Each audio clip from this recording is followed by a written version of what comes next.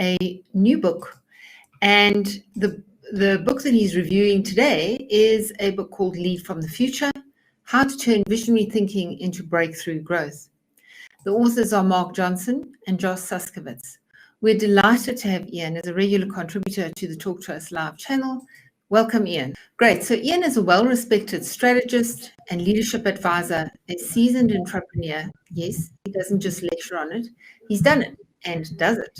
A prolific consumer of text and a sought-after book critic. So let's get into this afternoon's book. Right. Ian, what is relevant about this book, and what did you find special about it? Firstly, the book deals with strategy, which I think is the base of any business. If your strategy is wrong, you probably will fail. If your strategy is right, you've got a pretty good chance of succeeding.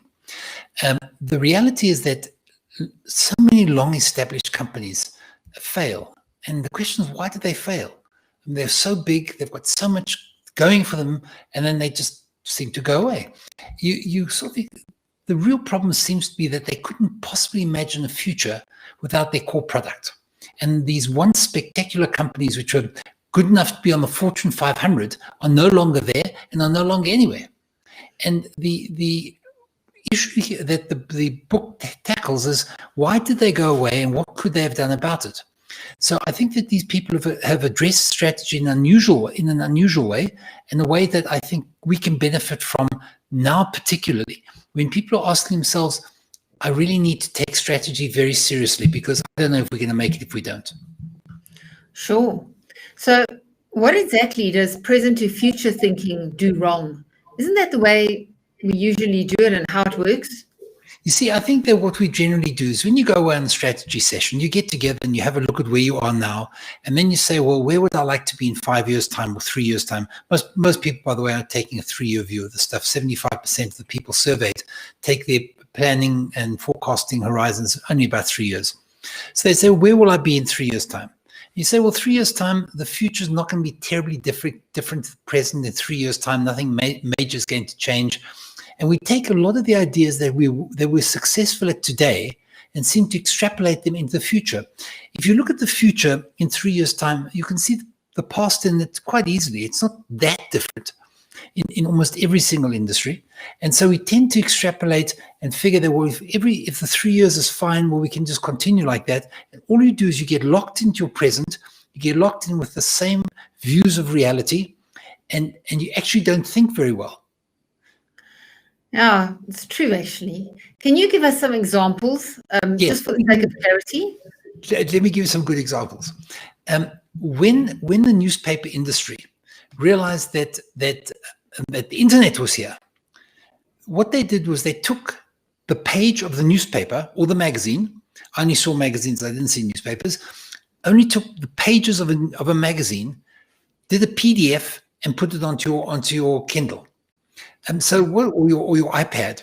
So what was happening was they were taking a new technology and taking an old technology and just slapping it onto it. In exactly the same way they thought the newspapers were to be read like that. As you compare a static newspaper that's basically your paper newspaper under glass, and compare that with something like Fin24, where you can listen to it, you can see, you can move in and out, you can connect things, completely different level of information coming at you. When TV started, all they did was they actually put a camera in front of a stage, and they put on a play, and they filmed the play. Now, that's taking the present, it's putting it into the future, and it is a very, very limited way of seeing things. Okay, I get what you're saying. How do you work backwards, though, from an unclear future, which is where we are now, and how do you plan? I think let me give some examples from an industry which is the healthcare industry, because it's quite easy to deal with. Think of it like this: there's a company called Ascension. It's about I'd say about 15,000 people employed, and they very, very traditional sort of volume-based hospital business where we'll do well if we have lots of people in our hospital. And they did a study a couple of years back to find out how they were going to remain relevant to the communities that they serve. And what they found was something very interesting. They found that most of their consumers didn't define their idea of health in terms of hospital care and other essential services. Their view of what health was had nothing to do with being sick and being in a hospital. So here was an organization that was really committed to the health of people, and all they were focusing on was hospitals alone. They realized that health is something much broader, and that the way that their customers were thinking about health now had to do a lot with their life goals and their day-to-day needs. And what they would need to do is they're required to transform themselves, have a transformational vision of what the future of healthcare could be, so that they would actually have a role to play in it. Now, another company from the same industry, Janssen Pharmaceuticals. Janssen Pharmaceutical is a division of Johnson & Johnson, monster size, and they envisioned a future in which their innovative drugs will still be very prominent. They're right on the cutting edge of things. But they realized that they would have to do much more. They realized that what they need to do is they need to find novel ways to screen for and to identify people, not who are sick, they're pretty good at that, but for people who are on their way, on the path to a disease. They weren't there yet, but they were on a path to disease. And then they figured what they needed to do was to determine the right moment on this path to disease when they could use an intervention. So what they need to do is they had to over the next 5-10 years, they would need to get really, really good at digital, which would allow them to be able to screen people and identify people who are not ill, but on the path to illness. And then they would need to have consumer-oriented health products for people who aren't yet patients. Just think of this economically. If you're going to said to clever on you, that'll tell you with a 76% accuracy whether or not you're going to get a disease in 5 years' time. Would you mind shelling out 20,000 Rand today for that? And you figure 5 years' time, only 75% chance, I'll take a miss, thanks. If I'm sick, I'll go and spend 20,000 Rand on a cure, but I'm not going to spend 20,000 Rand on a cure, which I'm not even sure I'm ever going to have. Besides which, the other part of the offering was, we'll tell you whether you're going to get that disease with a 75% chance, and we'll also sell you the drugs that will ensure you never get it. Now, how much would you pay for drugs to cure something that you don't have?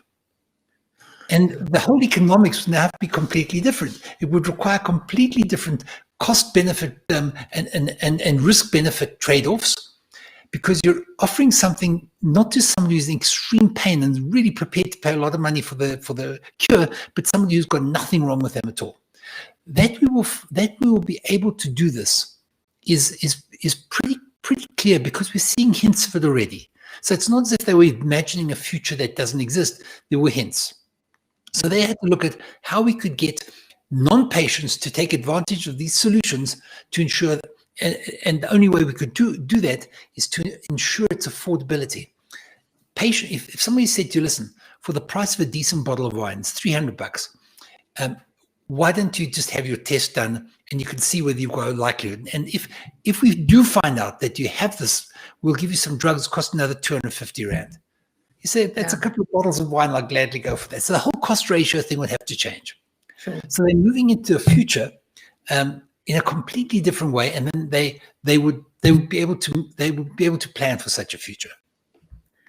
Yeah, okay. But don't most companies do this successfully anyway? I'll tell you why they don't. You would imagine that companies would do this. Firstly, the authors only deal with monster-sized companies. They're very large by American standards. Bear in mind that a medium-sized business today that's turning over 1 billion or 2 billion Rand is a decent medium-sized business. An American business that's turning over 2 billion Rand, how much is that? It's 1/15 of that. Is not a big business, it's a tiny business. So what we call big business, the biggest businesses in America are the people that are on the targets of the authors of this book. Okay. Even in those situations, very, very few of them actually do this. And there's a lot of reasons for that. If you think of when you talk about, will you know the future? The answer is no, you will not. The future is going to be vague. The future is going to look a lot like the background in front of which you're sitting. There may be something there. We're not quite sure what it is, but we can see that something is there. As we get closer and closer, we'll be able to see it. The most important part of this is that the future is unevenly distributed. In some places of the world, the future is here already. In other places, it's not. And it's not only linked to poverty or wealth. Let me just give you one example. Amazon has got a thing called Amazon Go. Now, this is absolutely fantastic. You walk into the store and you put your phone with your Amazon card in it, and it reads you coming into the store. You walk around the store fully stocked and take anything you want off the shelves, put it in your bag or your pocket, whatever it is, and walk straight out. You don't pay. Everything that you take off the shelf and put on your person or in your bag or close to you is recorded. As you walk out the door, you can look at your phone and you say, oh, that's how much I paid for my shop. But there's no cashiers, there's nothing around there, and the whole thing happens seamlessly. Absolutely fantastic. That's the future. But it's not evenly distributed. That is in a very wealthy environment, one of the richest country in the history of the world at the moment, probably recede if Donald Trump gets a second term. But at the moment, it's fantastic. If you look at something like M-Pesa is a way of moving money without using a bank and without the bank charges. Now, that is an African invention. Yes.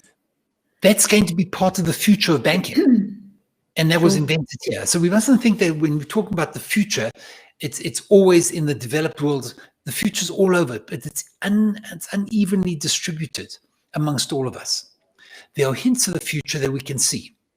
So why don't all companies think like this? Because there's too much to it. And if you wanted to do it properly, you'd have to do it in a very structured way. The few companies that they talk about in this book actually have done in a structured way. They would take their top people, a couple of them, put them in a separate area and keep them safe from being interfered with and getting on with the job of identifying the future. The purpose of the future and the purpose of the idea of the future back to the future as opposed to leading from the future backwards is being able to say, if that is the future, what must I do today to be ready for such a future? Because what will happen if you don't do that is the first time the team is going to say, my goodness, look what our competitors are doing. We've got to start. No, your competitors started 4 years ago. You didn't. You can't catch up. Or you'll find some little upstart that didn't have any history and just started coming in there and eating your lunch. So the key is what you're trying to do here is you need to envision a future, and with that future, be able to go back and say, we need to prepare now to be ready for that. The reason why people don't prepare, it's not that they don't talk about this. I've discussed with quite a few clients, and they said to me, yes, and I am worried about this stuff. We do have conversations about this sort of thing. I'm sure they do. They don't have structured conversations. Today, I just finished one with a client. When you have a structured conversation around this that's leading in a particular direction, at the end of the series of structured conversations, they will be able to say, we know that we need to spend maybe 5% or 10% of our time and our energies getting this stuff right. And we need to start now getting closer to what we imagine that vague future looks like, because the future will be like an impressionistic painting, vaguely, and it's not absolutely clear. But if you start working on that now, you've got a chance of success. There are a lot of people who've tried to do this stuff badly. So let me just tell you what not to do. It's still around today, a research center called PARC, Palo Alto Research Center. It's owned by Xerox. They invented everything. They invented icons. They invented land. They invented the mouse. They invented a whole bunch of things. Everybody except Xerox got them. What they'd done was they were so far away from where the heart of Xerox was a separate area. They were too far away. And because of that, they didn't have any real influence on the business, which is why I like the idea of working with the top team.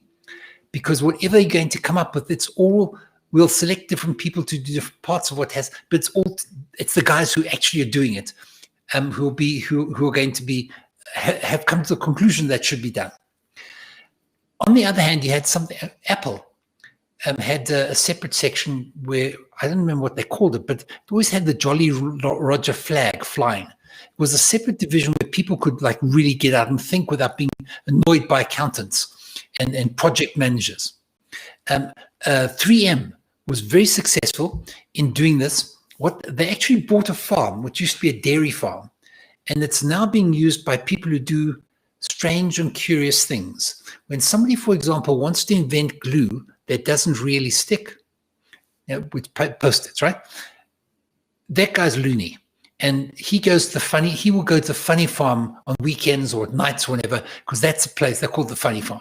But the fact is that if you can keep these things to some degree separate from what your day-to-day business is, so it doesn't impinge on your day-to-day business, you've got the best chance of success. But at the same time, if it's too far away from your day-to-day business, like it was at Palo Alto, you're not going to make this thing happen. Okay. There's also a whole bunch of other reasons why people don't succeed at this. It's actually quite interesting when you talk like this. It makes you realize the challenge that schools face, because they're doing exactly this. They're trying to prepare people for a future that is unknown. Yes. And there's a lot of that happening in the school system at the moment, where they're saying, well, you know, what does the future look like? What are the skills that the children will have to have as adults? And often people just think they're making a big molehill, a big mountain out of a molehill. Yeah. But I do think now, when you mention it, that's a very similar analogy, isn't it? Schools Indeed. Are having to do this all the time because they're supposed to be producing young people who are educated for a modern time, which is a future when they start their child's education that they may not know. And I think that the problem with schooling is you're taught by a teacher who went through 12 years of schooling and 3 years of college. Yeah, like 20 years ago. and now she's going to get people ready for living in a completely different future. So the whole thing becomes quite complex. It does. And it's hard to get, even at universities. I have quite a good association with UNISA, and I've had an opportunity to spend some time with their deans and directors of college, talking about where they would have to position, where they have to be. And what the refrain that keeps coming up again and again is that the best of the professors that are there have got an awful predilection towards being intelligent academics. And which is terrific for PhD students, but absolutely lousy for the majority of students who are undergraduates. Sure. And as somebody who studied, I won't tell you exactly where, not in this country, at a university where lecturing to students was a chore that you had to do to be allowed to do your research. That's why they didn't care about the quality of teaching. That stuff comes through. So I think we need to have this. It doesn't matter whether you're in education or in clothing or anything at all, supermarketing, anything at all. You need to say, where will the future be that I should be preparing myself today for, so it doesn't come and bite me too late when I can do nothing about it. And that's why I like this book. That's a really excellent book, and it's sort of broadened one's minds in a number of ways. I think I'll definitely make a plan. I don't know whether I'll get to read it in 1 week, but I'll give it a bash. But Ian, as always, thank you so much for such an interesting insight into the book and your views on really what's happening in the business world and how you relate the business world to what you've seen in the book. Thank you so much again, as always, for your time, and we're looking forward to meeting with you next week. Thank you. So, thank you. Right. So thanks, everybody, for joining us. And we will put the details of the book in the comments below so that you can find it if you missed the cover, which we showed right in the beginning. And other than that, I think please like this If you enjoyed the book, share it. If you think someone else could benefit from, but most importantly, talk to us. Ian's details are also available on the details below, and he is from Gateways Consulting, so you can always look at his website. Thank you very much for your time. Good